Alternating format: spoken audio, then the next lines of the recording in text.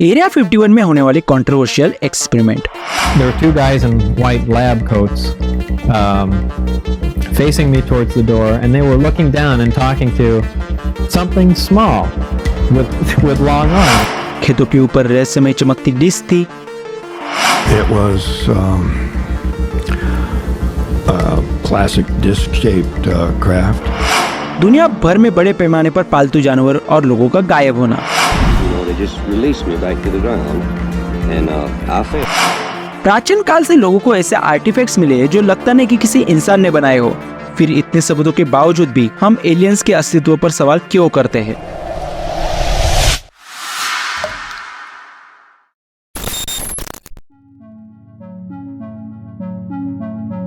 अलग अलग कल्चर में ऐसे प्राणियों का उल्लेख आता है जो आसमान से उतरे और लोगों को नॉलेज दिया। हिंदू दंत कथाओं में भी कहा गया है कि देवताओं के साथ अलग अलग प्रकार के उड़ने वाले रथ भी आए थे। कुछ ने इसे जादू से चलने वाला यंत्र बोला तो किसी ने मैकेनिकल बर्ड कहा। इसका नॉलेज हमें जिस मैन्युस्क्रिप्ट में मिलता है उसे कहते हैं वैमानिक शास्त्र, मतलब साइंस ऑफ एरोनॉटिक्स। इस स्क्रिप्चर के अनुसार विमान स्पेस और पानी में भी ट्रैवल कर सकता था। एक चौंकाने वाली बात है कि जब एंशिएंट इंडियन एक्स्ट्रा टेरेस्ट्रियल से मिले तब से उन्होंने ऐसी चीजें खोजी जो उस जमाने से कई आगे थी। जैसे 3rd सेंचुरी बीसी में इंडियंस ने इसी कॉपर की खोपड़ी बनाई थी जो हमारे बताए गए सवालों का हाँ या ना में जवाब दे सकती थी। शायद उस खोपड़ी में बाइनरी कोड का इस्तेमाल किया होगा जैसे आज के एडवांस कंप्यूटर में होता है। इंडियंस से अकेले नहीं थे जिससे आसमानी लोगों की मदद मिली हो। जरा इस हायरोग्लिफ्स को ध्यान से देखिए जो कि इजिप्ट के डेनवर शहर के हाथोर मंदिर में मिली थी। हायरोग्लिफ्स की कार्विंग में ऐसी चीजें थी जो ठीक आज के लाइट बल्ब जैसे दिख रही हो। इसका मतलब कि इजिप्ट के लोगों ने ईसा पूर्व 2250 में ही इलेक्ट्रिसिटी का आविष्कार कर लिया था। ऐसा है तो इसमें कोई डाउट नहीं कि पिरामिड जैसे कॉम्प्लेक्स चीज को बनाने के लिए उन्हें किसी ने मदद की होगी। जरा इन दीवारों की कार्विंग देखिए, इसे कहते हैं हेलीकॉप्टर हायरोग्लिफ्स। एबडास शहर के मंदिर में मिली कार्विंग में हमें आज के एडवांस हेलीकॉप्टर, सबमरीन, एयरशिप देखने मिलती है। क्या एंशिएंट इजिप्ट के लोगों के पास 21st सेंचुरी की चीजें थी? इजिप्ट के फेरो रामेसिस ने खुद इस कार्विंग को बनाया था। और एक जगह है जहाँ ऐसा ही कुछ मिला। इंका प्रोविंस पेरू में छोटे पत्थरों में कार्विंग मिली जो 400 से 700 साल पुरानी थी। सब मिला के अभी तक 50,000 पत्थर खोजे गए हैं। इसमें बहुत मिस्टीरियस कार्विंग मिली जैसे एक्सटिंक्ट एनिमल, हार्ट ट्रांसप्लांट और डायनासोर और ह्यूमन के बीच लड़ाई। कार्ल बोर जैसे साइंटिस्ट का मानना है कि शायद डायनासोर और इंसान साथ में रहते हो। अजीब बात तो ये हुई कि एक कार्विंग में फ्लाइंग मशीन दिखाई गई है, मगर इन चीजों को टुकड़ा दिया जाता है क्योंकि इससे शायद हमारी हिस्ट्री की किताबें बदलनी पड़े। इसे एक कार्विंग में मैकेनिकल बर्ड और टेलीस्कोप से आसमान की तरफ देखता इंसान भी नजर आ जाएगा।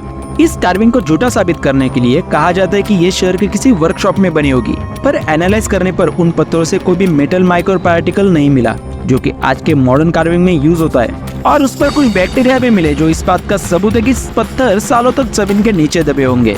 मगर इससे भी इंटरेस्टिंग और मिस्टीरियस चीज हमें एंशिएंट ग्रीस में देखने मिलती है। ये है इंजीनियरिंग का बेहतरीन नमूना।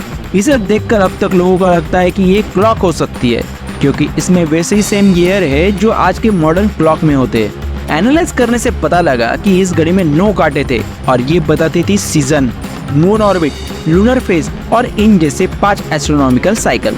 इस डिवाइस को नाम दिया गया एंटीकैथेरा मैकेनिज्म और ये बनी थी 2nd सेंचुरी बीसी में। ये टेक्नोलॉजी उस जमाने से कई आगे थी और इंजीनियरिंग का बेहतरीन नमूना बनी। कोई सुविधा न होते हुए इतनी एक्यूरेट और एडवांस एस्ट्रोनॉमिकल क्लॉक बनाना किसी एडवांस सिविलाइजेशन के बिना कैसे पॉसिबल हो सकता है? जरा एक नजर 1350 में बनाई गई पेंटिंग पर डालते हैं। ये लोग किसी भी तरह से एंजल नहीं दिख रहे, बल्कि साफ साफ दिख रहा है कि ये पायलट है और कोई चीज उड़ा रहे हैं। मेडोना की पेंटिंग में भी सेम चीज दिख रही है। चलो पेंटिंग्स का तो समझ सकते हैं कि वो आर्टिस्ट की इमेजिनेशन होगी, मगर इस हैंड रिटन नोटबुक के बारे में क्या कहोगे जो अभी तक समझ के बाहर है? यह है वॉयनिच मैन्युस्क्रिप्ट, एक अजीब सी ड्राइंग और अननोन लैंग्वेज के साथ हाथ से लिखी गई बुक जो शायद 15th सेंचुरी में लिखी थी। कुछ ड्राइंग इसमें अजीब सी पौधों की है और कुछ अननोन गैलेक्सी की ड्राइंग। इसमें एस्ट्रोनॉमिकल सिंबल भी बड़े पड़े हैं। यहाँ पे सवाल आता है कि उस वक्त माइक्रोस्कोप और टेलीस्कोप नहीं थे तो किताब कैसे लिखी गई?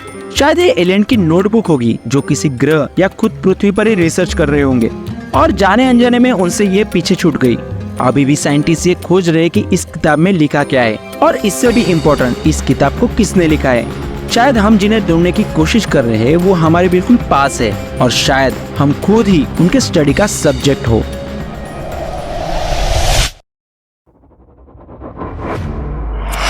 साल 1970 यूटा का स्किन वॉकर रेंच एरिया। एक अजीब घटना ने सबका ध्यान खींच लिया। यह शुरू होती है खेत में तेज रोशनी के साथ। जैसे आसमान में तेज रोशनी चमकी, वैसे ही खेत में घास खा रहे मवेशी गायब हुए। कुछ दिन बाद शहर के अलग अलग इलाकों में वो पाए गए। उनके शरीर में चीरफाड़ की गई थी, वो भी प्रोफेशनल एक्यूरेसी के साथ। मगर गवर्नमेंट ने इसे भेड़िए का हमला कह के दबा दिया। उसके कुछ दिनों बाद उसी खेत के मालिक को वापस आसमान में चमकती हुई दो चीजें दिखी, पर इस बार आदमी ने अपने कुत्तों के साथ उस रोशनी का पीछा किया। कुत्ता पीछा करते हुए उसके पीछे भागा और यूएफओ जैसी चीज गायब हो गई। उसके साथ कुत्ता भी गायब हुआ। देर रात तक कुत्ते को खोजने के बाद कुत्ता किसी खेत में मरा पाया गया। 1947 Roswell, New Mexico. Local farmer ने रेगिस्तान में डिस्क शेप ऑब्जेक्ट को अपने ऊपर उड़ता पाया। अचानक से वो एलियन शिप नीचे गिर गया। यूएस आर्मी जल्द से जल्द वहां पहुंची और सारी चीजें अपने साथ ले गई। लोकल मीडिया ने इस खबर को एलियन स्पेसक्राफ्ट कहा, पर ठीक 2 दिन बाद ऑफिशियल स्टोरी में बदलाव किए गए और अब स्पेसक्राफ्ट की जगह वेदर बलून कहा गया कि वहाँ स्पेसक्राफ्ट नहीं, वेदर बलून गिरा था। साल 2004 एक आदमी को उसी जगह एक मिस्टीरियस पत्थर मिला। उसने पत्थर को घर ले जाके साफ किया। इस पत्थर की सतह पर लूनर साइकिल उकेरी गई थी। अब सवाल आता है कि ऐसी कौन सी टेक्नोलॉजी थी जिसने इतनी सफाई से एक मजबूत पत्थर पर नक्काशी की गई हो और माइक्रोस्कोप के नीचे देखने पर भी कोई भी टूल के निशान न मिल रहे हो। इसके ऊपर की गई नक्काशी हमें उस मिस्टीरियस क्रॉप सर्कल की याद दिलाती है जो ग्रेट ब्रिटेन में 1996 में मिला था। इस पत्थर को अगर मैग्नेट के पास ले जाए तो जोर से कंपन होने लगता था। 1947 जॉर्ज फोर्ट आइलैंड, फ्लोरिडा। एक आम दिन बेट्स फैमिली को कुछ ऐसा मिला जिसने उनकी पूरी जिंदगी में भूचाल ला दिया। उन्हें मेटल की गोल चीज मिली जो साइज में छोटी पर बहुत हेवी थी। उन्हें पहले लगा कि वो स्पेनिश तोप का गोला है, पर अगर ऐसा होता तो जमीन के अंदर रहने से उसमें जंग लगना चाहिए था। पर अब भी वो नया दिख रहा था। जैसे ही उन्होंने इसे अपने घर लाया तब ये घूमने लगा। उसमें से अजीब आवाजें आई और वाइब्रेट भी हो रहा था। वो ऐसे चल रहा था जैसे अपने आसपास की जमीन को स्टडी कर रहा हो। इसके बारे में न्यूयॉर्क टाइम्स और डेली टेलीग्राफ में भी लिखा गया। एक्सपर्ट ने कहा कि ये रेडियो वेव पे चलता है और इसकी मैग्नेटिक फील्ड भी है, पर ये किस मटेरियल से बना है ये समझ नहीं आया। इसकी खबर और लोगों तक पहुंचती इससे पहले पूरी की पूरी फैमिली गायब हो गई। कई जर्नलिस्ट ने उन्हें खोजने की कोशिश की, लेकिन उनका सुराग कहीं नहीं मिला। उनमें से एक संभावना बताई जाती है कि उन्हें एलियंस ने किडनैप किया, जिन्हें अपना डिवाइस वापस चाहिए था। और एक संभावना है कि उन्हें गवर्नमेंट के लोग ही ले गए होंगे, जिन्हें डर था कि कुछ सीक्रेट चीजें लोगों के सामने ना आ जाए। दुनिया में ऐसे लोग भरे पड़े हैं जिन्हें ऐसी चीज मिली जो शायद इस दुनिया की न लगती हो, पर जब उन्होंने दूसरों को ये समझाना चाहा तो उन्हें पागल बताया गया। ये सब कुछ बदल गया जब गवर्नमेंट और मिलिट्री के लोगों को एडवांस इक्विपमेंट की मदद से खुद इसके सबूत मिलने लगे। ऐसा ही एक किस्सा डेविड फ्रेवर ने बताया, जो कि फॉर्मर यूएस नेवी पायलट थे। 2004 में उन्होंने पैसिफिक ओशन में मैक्सिको के पास उड़ान भरी। उनको दिखी एक अजीब चीज जो पानी के ऊपर मंडरा रही थी, जो कि व्हाइट, स्मूथ और एलोंगेटेड थी। शॉर्ट में बताए तो 12 मीटर लंबी टिकटॉक मिंट जैसी लग रही थी। जैसे ही जेट पास आने लगा उसकी मूवमेंट बढ़ने लगी और वो खतरनाक तरीके से गोल घूमने लगा। अगर इसमें आदमी होता तो इतनी स्पीड से उनकी जान चली जाती, क्योंकि स्पीड था 100 किलोमीटर पर मिनट।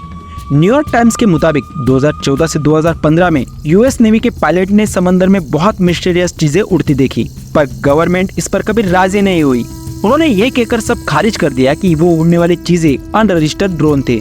ये सिर्फ अमेरिका की बात नहीं है, ऐसा रूसी सबमरीन के साथ भी हुआ था। उन्हें पानी में सोनार के सिग्नल मिले। 6 अननोन चीजें तेज यानी 525 किलोमीटर पर आवर की स्पीड में पानी में जा रही थी। सबमरीन को इमरजेंसी में पानी के ऊपर लाया गया।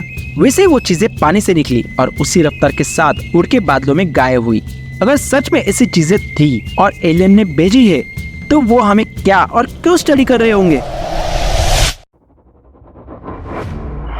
24 मई 1989 क्लास टीवी चैनल पर डेनिस नाम के इंसान का इंटरव्यू आया। उसने क्लेम किया कि गवर्नमेंट ने नो यूएफओ क्रैश साइट के बारे में छिपाया है और उन यूएफओ को एरिया 51 में कहीं अंदर रखा गया होगा। उसने बॉब लेजर का भी हवाला दिया, जो साइंटिस्ट है। बॉब ने बहुत सी इंटरेस्टिंग राज खोले। उनका काम मिलिट्री के लिए जेट इंजन बनाना था। उन्होंने ऐसा नेक्स्ट जनरेशन इंजन बनाया जो ऐसे फ्लाइंग ऑब्जेक्ट से इंस्पायर था, जिसे सीक्रेट फैसिलिटी में कहीं रखा था। जब उन्होंने पहली बार फ्लाइंग ऑब्जेक्ट को देखा तब उन्हें समझ में आया कि उन्होंने इसे कई न्यूज़पेपर या टीवी में देखा था। वो कितना सच था। उन्हें अननोन ऑब्जेक्ट को करीब से एनालाइज करने का मौका मिला। उन्होंने पता लगाया कि फाइन ऑब्जेक्ट का रिएक्टर एक बेसबॉल जितना बड़ा था और मेटल से ढका था। उसकी खुद की ग्रेविटेशनल फील्ड भी थी, जो कि अभी तक हम इंसान के पहुंच से बाहर है। व्हीकल का ग्रेविटेशनल इंजन ऑपरेट करता है एलिमेंट 115, जो कि पृथ्वी पर ही नहीं है। बॉब एक असली एलियन शिप देख रहे थे। यह है जैकी ग्लेसन, अमेरिका के फेमस कॉमेडी एक्टर। करियर के अलावा उनकी हॉबी थी एलियंस और यूएफओ के बारे में सच जानना। इन पर उन्होंने कई किताबें भी लिखी थी। उनके फैन में से एक थे अमेरिकन प्रेसिडेंट रिचर्ड निक्सन।